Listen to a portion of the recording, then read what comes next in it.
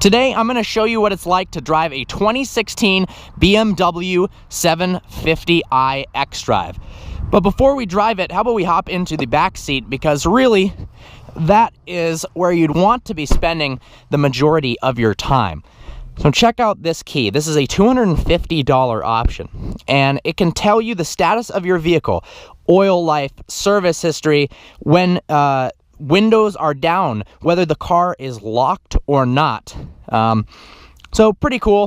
Whether it's worth $250, I don't know. It's out of battery, so you have to charge it, so the screen isn't even powered on. Now, this has the executive rear seating package. You've got two 10-inch screens in the back. You've even got an iPad-looking thing. It's like a Samsung tablet that pops up, and you can control a ton of stuff, from turning up the volume, changing the radio station, to moving the passenger seat, setting climate control, setting the perfume emitter. Pretty neat. Now, let's hop back into the driver's seat and take it for a drive. Start it up, put the key here. Annoyingly, it chimes over and over and over again until you put your seatbelt on. Obviously, it's important to wear your seatbelt, but it could be a little more patient. Typical BMW shifter, pull this button, shift into drive.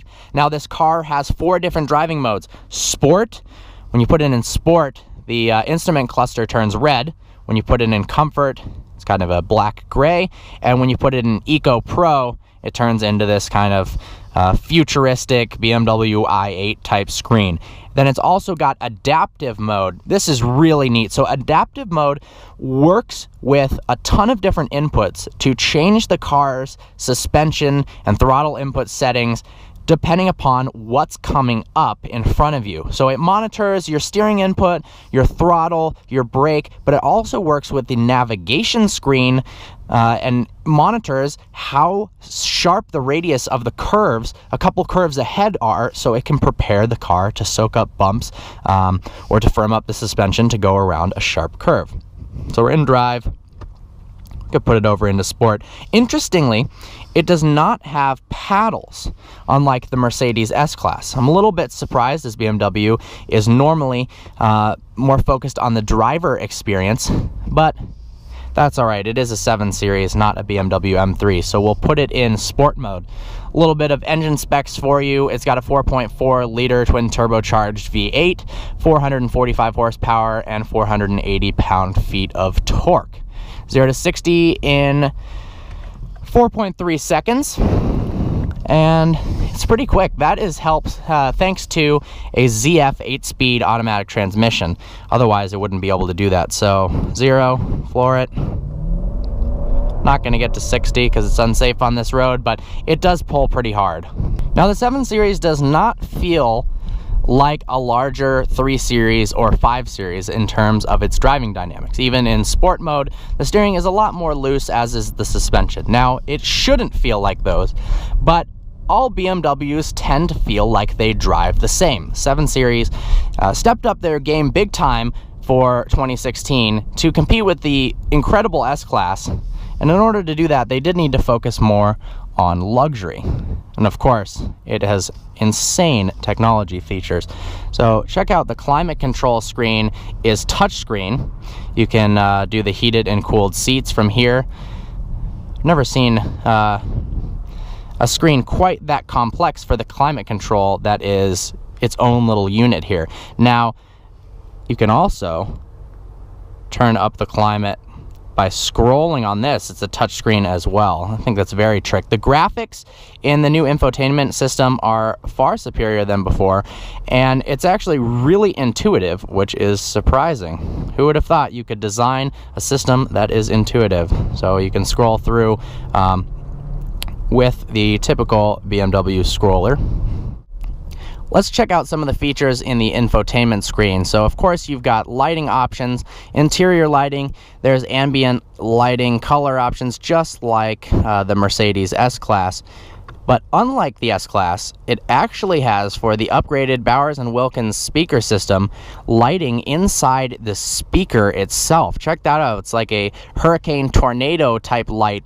Looks really, really cool. Accent lighting in the rear. It's got these huge lights that you can see here that light up. Exterior lighting options, daytime running lamps, welcome lights.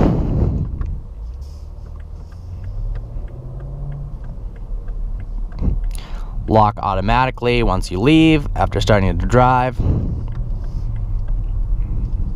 Steering wheel vibration settings. So this has a collision avoidance system, and if somebody if the system detects that there is danger, it can vibrate the steering wheel. Different settings for that. That's nice.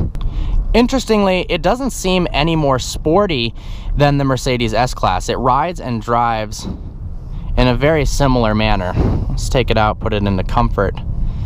Instantly you can feel how much it's softened up the steering and the suspension. We've got a heads-up display in front of me that shows both the speed limit and your current speed. That's very nice. I do like the BMW heads-up displays. They're simple. They provide the correct amount of information without being too simplistic or overly complex. You know, you can't have too much information ahead of you, otherwise it might be a little bit dangerous. But I'm sure in the future we're going to have our full navigation screen and a ton of options for you to have on the heads-up display. One cool feature is the gesture control. So if we turned on the radio, you can use your finger like this. Well, sometimes you can, and it should turn up the volume. But as you can see, it didn't really work in that instance, so it is a bit gimmicky. I've actually had a little more reliable time with it working than that, but as you can see, it is not working whatsoever. So instead, you can just use the volume controls elsewhere. The 7 Series would be a fantastic commuter car. If you have to drive a long way for business, it is very relaxing. You've got massaging seats, heated and cooled, of course. It's a nice place to be. It is not a sports car by any means. So if you're thinking that this is the ultimate driving machine but longer, it is not. But did BMW step up the game enough to compete with the S-Class in terms of luxury and technology? I think absolutely they did. Well, I hope you enjoyed this video. Like always, please browse our channel and subscribe. Look forward to seeing you next video.